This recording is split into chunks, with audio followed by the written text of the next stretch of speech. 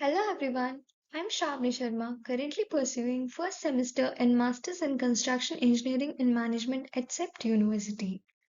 My student code is PCM24384. I'm excited to present my portfolio for Studio One in Construction Project Formulation and Appeal, where I explore innovative concepts, technical analysis, and creative solutions for variety of approach for the feasibility study of construction and infrastructure projects. Now, further moving on, I'll be presenting the feasibility study for our project that is Aquatic Sports Center. Diving into details, the project focuses on key highlights on categorizing it into an infrastructure project that is located in Ahmedabad, Gujarat. This is a greenfield project that spans about a built-up area around 50,000 square meters with an estimated cost of 331 crores. The project is designed to host for the 2036 Olympics, which where the facility aims to promote the aquatic sports while meeting the international standards. The duration of this project can be having three phases, that is construction, post-construction, and the post-Olympics. So, and further moving on, the current stage of the project can be set for the master planning and the block development. The center's primary goal is to foster sports excellence, economic growth, and sustainability while engaging the community through a state of art infrastructure. Moving on to the context analysis, we have taken PESTEL as a tool to identify and evaluate factors that may impact present and future construction of the project. The project context was thoroughly analyzed through this framework, which provides insights into political, economic, social, technological, environmental, and legal factors and aspects that are associated with our project. Moving on to the political aspects, we cover up on like national policies where there is no particular national scheme or policy that is assigned for our project. But still, we have a government bodies that are like Olympics, which is a public limited state government company incorporated in India on 18th August 2023, which aims to boost the sports culture within the Gujarat. And similarly, we have the Khelo India scheme and Gujarat state sports policies to promote sports culture and develop sports infrastructure across the state. When we move further, there are political aspects like armed conflicts, policy changes, and political leaders that can lead to a new legislation affecting.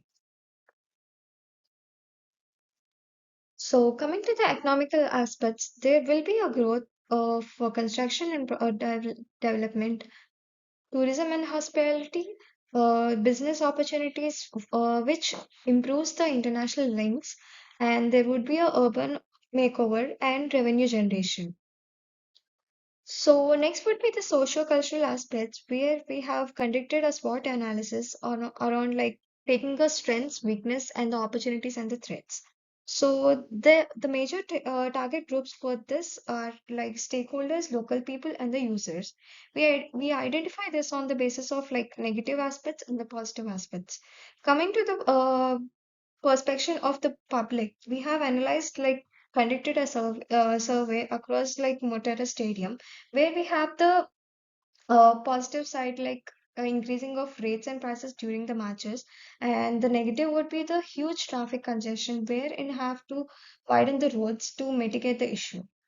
So next would be the media issues where we have the positive and the same like negative aspects where it can have a huge change or impact on the people of the Gujarat. This can actually change the perception of the people getting introduced to a new sports culture, that is aquatic sports. So further we move on to the technological aspects. So it is just to promote the other side of the construction where we have the two phases, that is construction phase and the innovation side. So innovation side we explore according to the digital divide, usage of the existing technologies, wearable and fitness trackers, swimmers, smart water management techniques, and water filtration and recycling systems. This is to improve the quality of the water and to reduce the waste. So we also have the AI and the machine learning where we use the pool detectors. We also arrive at the green energy solutions that would be using solar panels, energy efficiency lighting.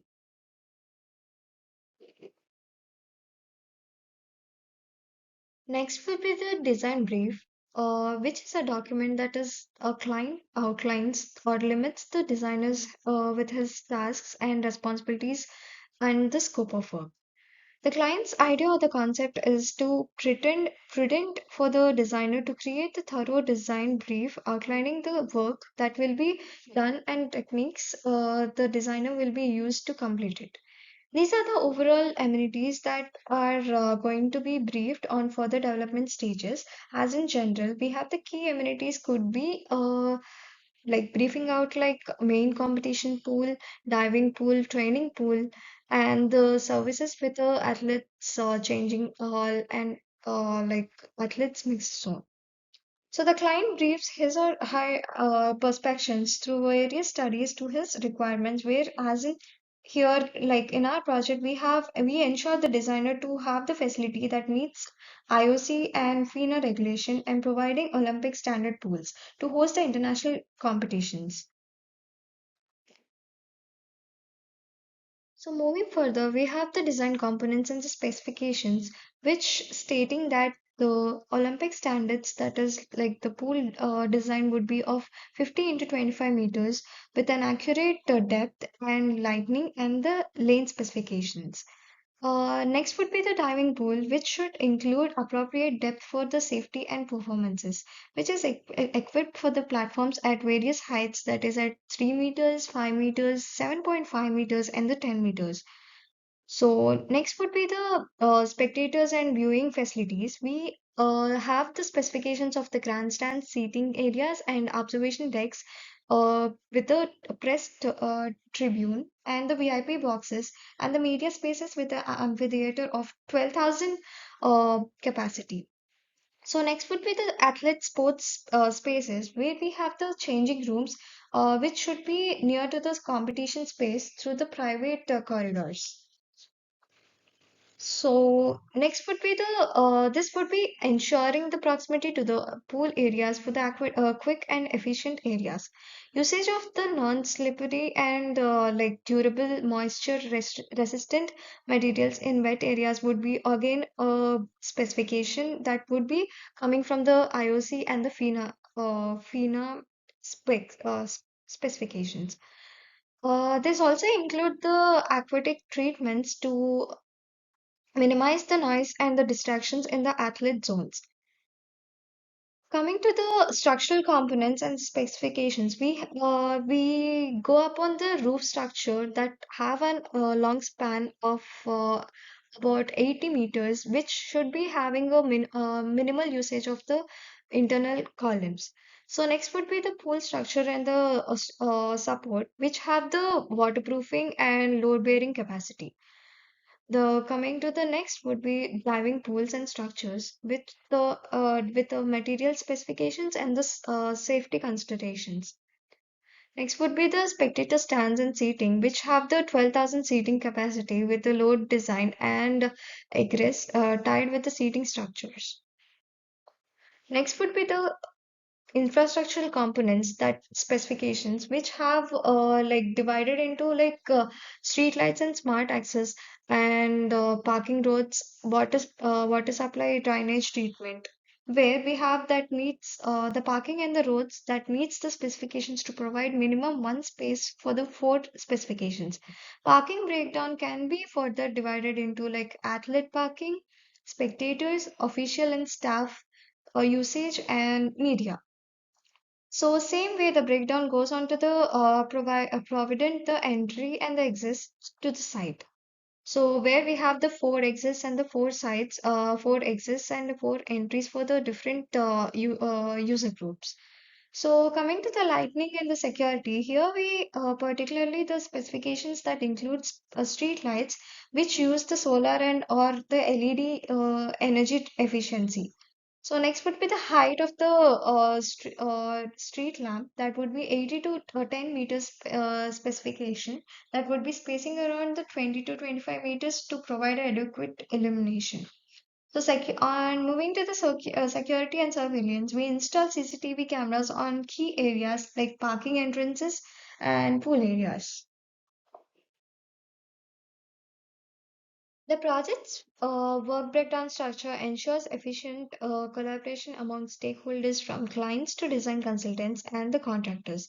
So we coming to the design consultants, we focuses on like three bases. That is like principal consultant, where it takes place during the block development in source and the outsource.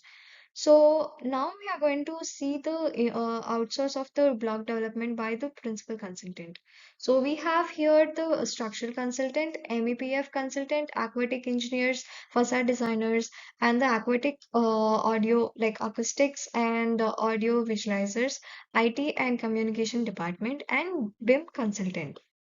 So the design consultant's work package, master planning to the block designing, outlines the subsequent activities by keeping the vision and objectives in mind. In this phase, there is a creation of a detailed design specifications and drawings, serving as a foundation for the actual implementation of the project. It also involves in-house and the outsource, which brings the external expertise to oversee and manage the designing phase of the project.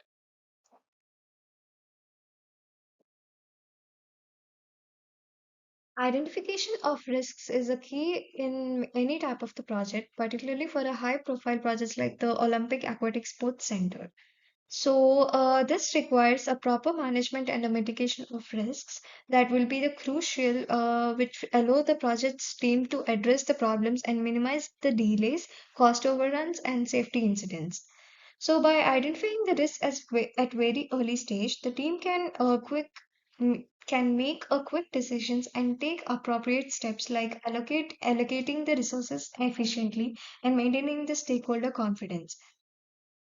So, coming to our risk management, the methodology involves the identifying the risks and classifying them and assessing them and making the proper response. So, in our project, we have totally identified the 55 risks and which would be classified among the 17 categories that is shown here.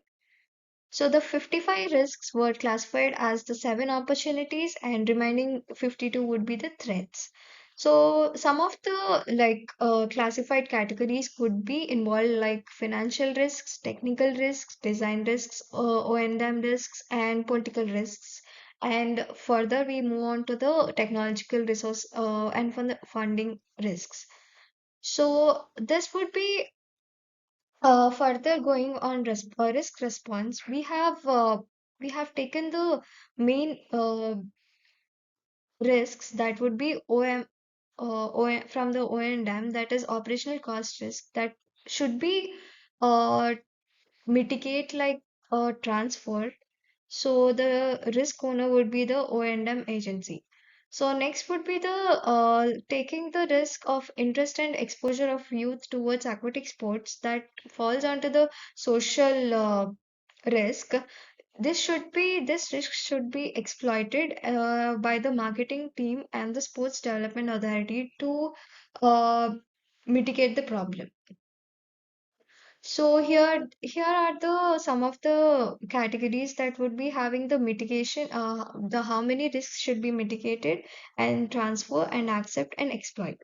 So this in having the response, we have the risk owner with the reference like Ministry of Finance, stakeholders, PMC and contractor, IT, security team, finance analyst. So on further our analysis, we came to an end like the client of a client that is in our project will be facing the major risks and followed by the environmental risks and the structural engineer.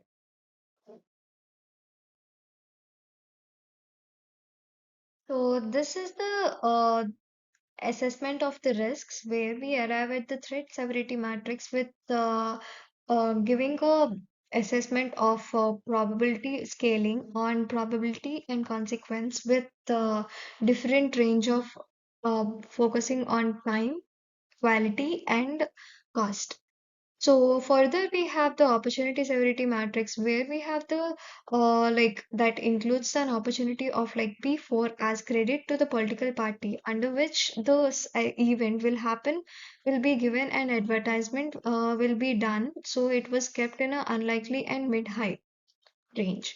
So SO3, where the country's interest towards the different sports than cricket, because people's interest can also get increased towards another sports like swimming and youth will participate officially will benefit country in future.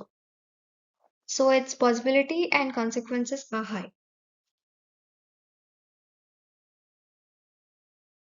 Next would be the financial feasibility, where we have the different steps approaching like coming to the cash outflow, revenue sources, cash inflow, evaluate the cash flow, and the arriving at the financial model. So the cash inflow involves the capital cost, which has the O&M, that is OPEX, and the CAPEX. So we arrive at like financial feasibility. This showcases the project's potential for the sustainability or not.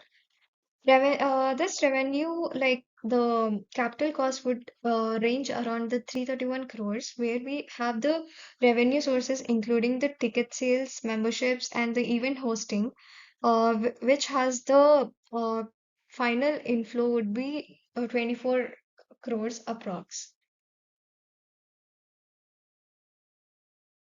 So the provided table outlines the projected revenue streams for the year 2027 to 2028 for the Olympic Aquatic Center. Ticket sales are the primary source of revenue, contributing significantly to the overall income. Other significant revenue sources include membership fees, facility rentals, and the broadcasting rights. The projected total revenue for the year is substantial and indicating the strong potential for the financial sustainability. However, it is important to note that these projections and the actual revenue may vary based on the factors like attendance, scholarship, deals, and economic conditions, and further. So, next would be like arriving at the complete project outflow and the inflow. We arrive at conduct and NPV value, where it would be ranges from the 17 crores 56 lakhs 38,000 570. So the IRR of the project would be of 6%, where it is feasible for a government project like infrastructure project like this. So, on further concluding, these are the inferences that I have the analysis from the context analysis, design brief, work breakdown structure, and the risk management and the financial feasibility, which we have been conducted for our aquatic sports center. So, I aim to create infrastructure that is not only functional but also inspiring and the sustainability that meets the demand for the 2036 Olympic needs for the international level in Gujarat. So thank you for taking the time to review my work, and this is my feasibility study and logging off.